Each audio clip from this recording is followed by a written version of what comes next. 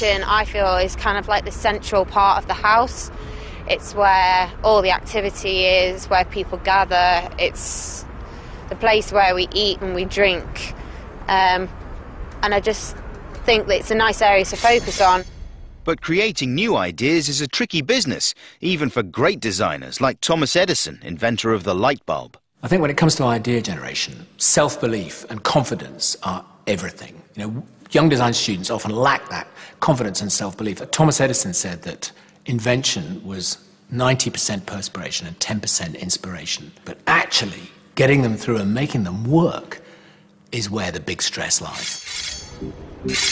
In another part of the city, 25-year-old Jess is trying a different tack. She has decided to take a very personal approach to the challenge. I need to find the product that makes me feel secure when I'm on my own, because I'm very independent. And I want to be able to wear whatever I want, when I want, and go out anywhere. Feel secure without a man.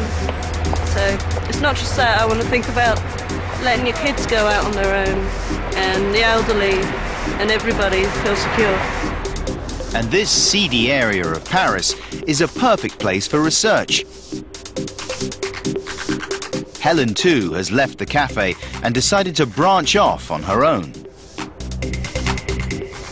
I've just always liked wrought iron and the way it's been used, and I quite like how they use it for security, like boarding up the windows and things. I quite like sort of the mechanism it's got, and how sometimes it can look quite scary and obviously put people off, but you know, I was just thinking maybe you could do it in a way that it's not so scary.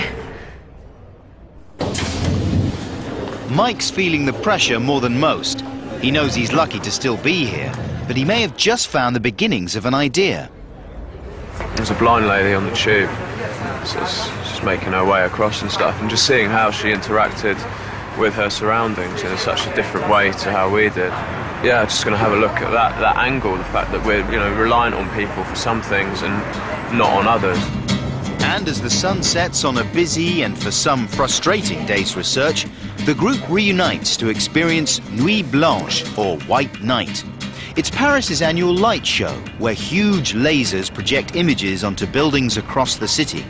Stark thinks it might provide inspiration, and as soon as they arrive, Trevor gets some.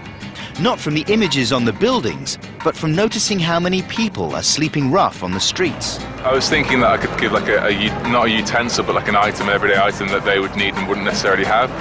So I think it's got to be more something that bridges the gap between where these people are and society is.